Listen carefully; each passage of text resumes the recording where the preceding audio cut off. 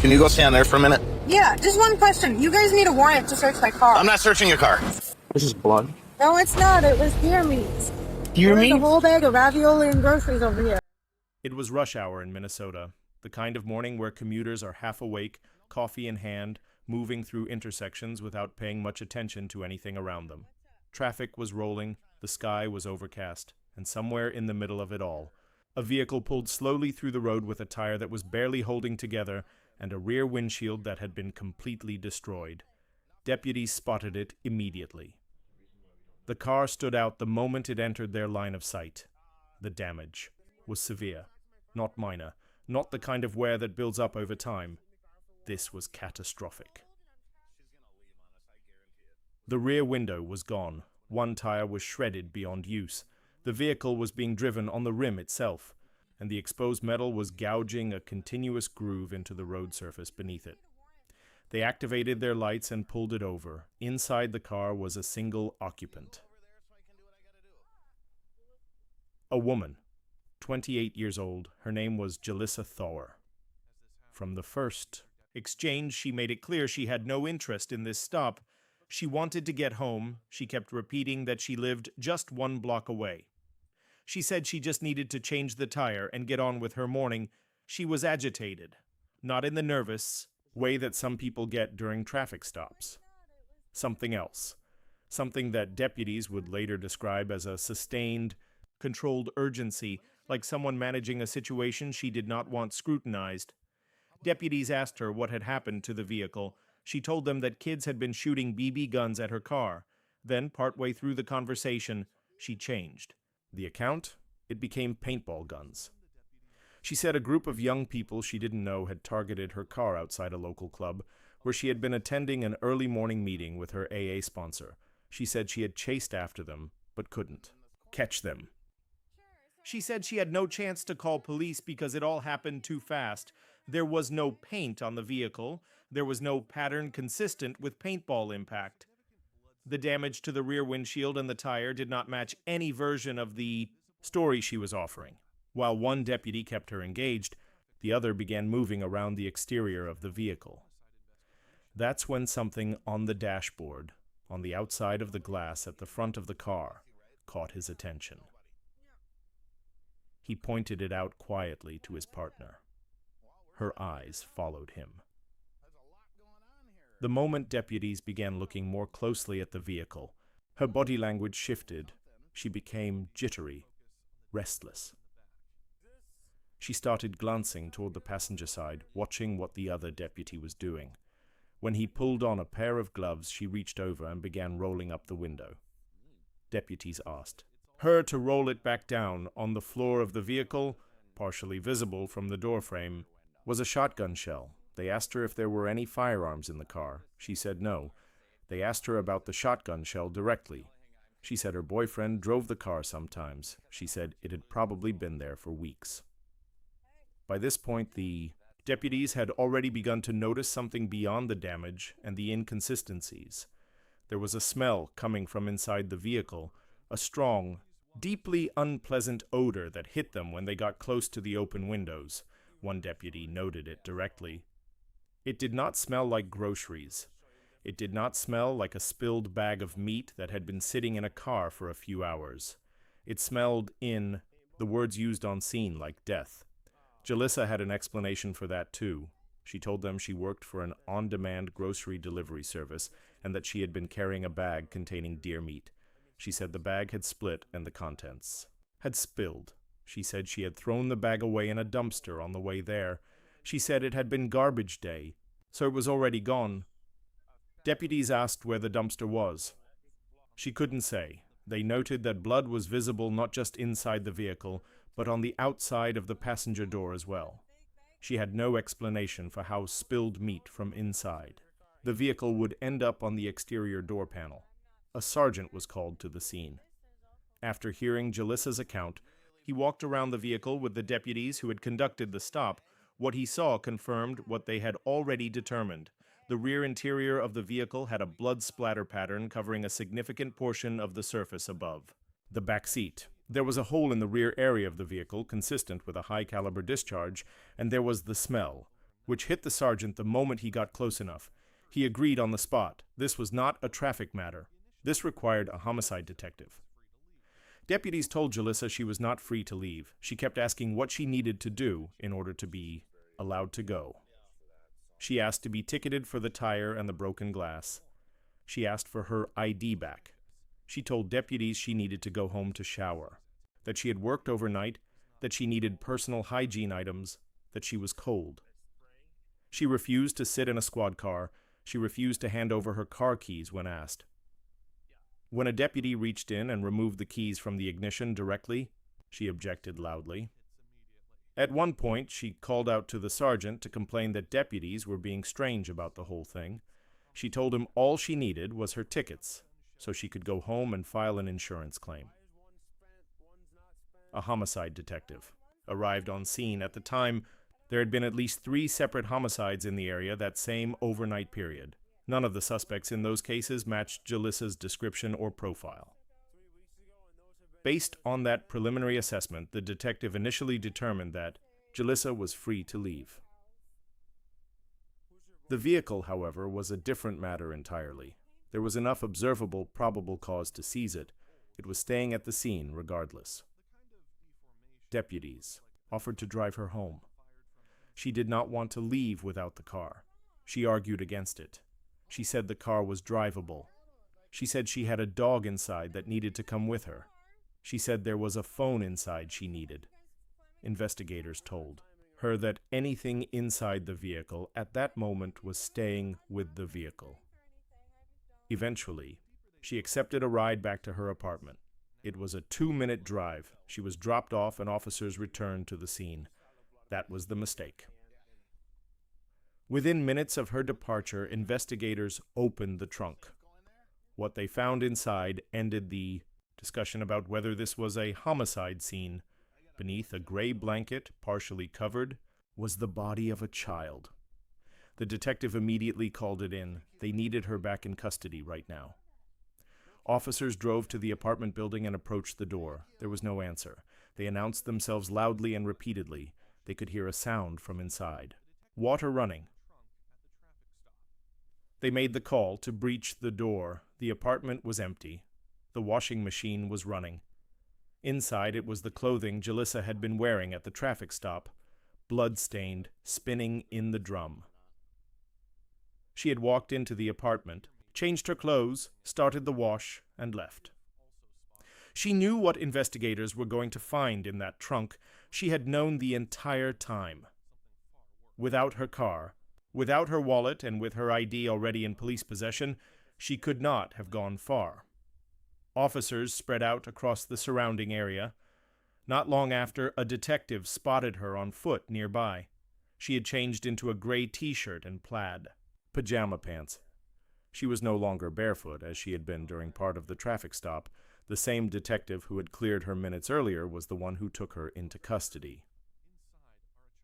As additional officers moved in, they made an observation that would become part of the evidence record. Visible in her hair was blood and what appeared to be biological matter consistent with the contents of the vehicle's trunk. Around the same time, another individual connected to the apartment was located. Jalissa's boyfriend, Robert, had reportedly been seen leaving the building through the rear exit when officers first arrived. Witnesses described him with a large backpack. Officers located him on the street shortly after and detained him at gunpoint.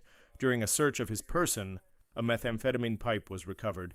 He was arrested and taken to the station. At the station, inside the interview room, Jalissa was told directly what had been found in the trunk of her car. She was told investigators did not yet have a confirmed identification because the child's head was not present at the scene. Her response was to ask who the investigators were accusing her of being involved with. She asked whether the body could be from one of the other homicides that had occurred overnight. She acted as though the information was entirely new to her.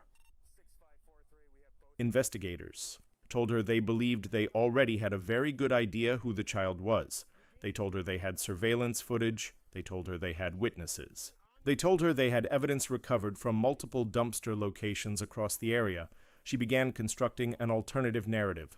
She claimed she had been assaulted overnight by a group of men she described as associates of her former partner. Tori Hart. She said these men had stabbed her tire, pushed her against her car, and threatened her. She said Eli, her 6-year-old son, had been with her at the time, and that these men had taken him. She could not name any of the men. She could not describe them in useful detail. She could not say with precision where the encounter had taken place. She shifted the time of the alleged assault multiple times during the same interview. Investigators already knew that Eli was not with Tori Hart. They already knew Eli was not with Robert, and they already had surveillance footage showing Jalissa leaving her apartment with Eli at approximately 11:23 in the evening on May 19th, hours before the traffic stop. Eli Hart was 6 years old. He had a rare genetic condition called Townes-Brocks syndrome, which affected his hearing. He wore hearing aids. He had a father who had spent the better part of a year rebuilding a relationship with him, teaching him to ride a bike, taking him fishing, showing up for the kind of ordinary moments that children remember. Eli's path to Jalissa's custody had been a long and contested one. Jalissa and Tori Hart met in 2013. Eli was born in 2015. During her pregnancy, Jalissa stopped taking prescribed psychiatric medication. In the years that followed, a consistent pattern emerged in which Jalissa filed repeated complaints against Tori, alleging abuse, threats, and on at least one occasion, bomb threats. Multiple complaints were found to be unsubstantiated. In one documented instance, Jalissa withdrew a complaint herself, acknowledging to investigators that her mental health had contributed to false allegations. Despite this record, court proceedings repeatedly responded to her filings. Tori Hart lost custody of his son. A protective order kept him away from both Jalissa and Eli for a period of 2 years. In 2021, a psychotic episode resulted in Eli being removed from Jalissa's care by county workers. He was placed with her sister. During the 11 months that followed, Tori Hart had supervised contact with his son and worked toward restoring their relationship. On fee. May 10, 2022, 10 days before the traffic stop, a court awarded legal custody of Eli back to Jalissa. Eli moved into her apartment. Neighbors would later describe the weeks that followed as marked by constant noise, disturbances, screaming, and police calls. Ambulance services were summoned to the address repeatedly. Jalissa filed claims of illness and collapse. The disruption to the building was frequent and documented. On March 17, 2022, before custody was returned to her, Jalissa had gone out and purchased a shotgun. She told her boyfriend, Robert, that she wanted to learn how to protect herself. He agreed to take her to a shooting range over the following days. At the range, Robert later told investigators, Jalissa fired the weapon into the ground multiple times, not toward a target, into the floor in front of her. He said it frightened him. He said he thought she was going to shoot him. He asked her why she was doing it. She didn't explain. Investigators also traced a visit Jalissa made to an ammunition store. At the counter, she asked staff a specific question. She asked which ammunition would produce the largest wound. The shotgun was transported in and out of her apartment multiple times over. The following weeks, always wrapped in the same gray blanket that investigators would later find in the trunk of her car alongside Eli's remains. Surveillance footage captured Jalissa leaving her apartment with Eli at 11:23 p.m. on the night of May 19, 2022. That was the last time Eli Hart was seen alive outside of his mother's vehicle. From the physical evidence, forensic analysis, surveillance record, and witness accounts, investigators were able to reconstruct the general outline of what followed. Eli had been shot 9 times at close range with the shotgun. Evidence was distributed across multiple dumpster locations in the area between the apartment and the Shell gas station, where Jalissa had been captured on camera in the early morning hours of May 20th. Eli's backpack, bearing his name, containing his school homework, was recovered from one of those locations. Biological matter consistent with the nature of the crime was found within it. His child booster seat was recovered from another location. The rim groove trail that deputies had noticed during the traffic stop. The marks left by the exposed metal of the wheel on the road surface led investigators directly back along her route. It confirmed the path she had taken. It confirmed where she had stopped. By the time she was seated in the interview room at the station, Investigators had a surveillance trail, a physical evidence trail, forensic material from her own body, and the testimony of her boyfriend Robert, who confirmed that Jalissa had taken the shotgun and Eli out of the apartment together on the night of May 19th, and that he had not seen either of them return that night. Jalissa was formally charged. When it came time for her booking photograph, she refused to be photographed until she was permitted to style her hair to her satisfaction. Prosecutors offered 2 plea agreements prior to trial. Each carried a maximum sentence of 4 years. Jalissa rejected both. She maintained throughout that she had not committed the crime. Because she rejected the plea agreements and insisted on going to trial, the charge was elevated to first-degree murder. The trial proceeded. Surveillance footage, forensic evidence, physical evidence, and witness testimony formed the core of the prosecution's case. The defense offered no account that could explain the accumulated record against her. On February 8, 2023, a jury found Jalissa Thor guilty of first-degree murder in the death of her son, Eli Hart. She was sentenced to life in prison without the possibility of parole. Torrey Hart had spent years trying to protect his son through the systems available to him. He had filed motions, attended hearings, and documented his concerns. He had rebuilt a relationship with Eli during the months his son was in his sister's care. He had tried to get permanent custody before the court returned Eli to Jalissa. Every effort had been met with counter-filings, false allegations, and institutional delays. Eli was 6 years old, he had hearing aids and a rare genetic condition, and a father who went fishing with him. He had school homework in a backpack with his name on it. The investigation in this case took less than a single day from traffic stop to arrest. The trial took months. The sentence is permanent. What remains a matter of record is the sequence of decisions, institutional, judicial, and individual, that placed Eli Hart in that apartment in the 10 days before he died.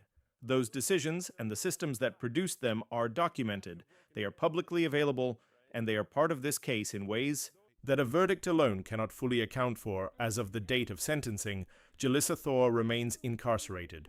The case is closed at the criminal level. No additional charges related to this matter have been publicly reported against any other individual at the time of this update.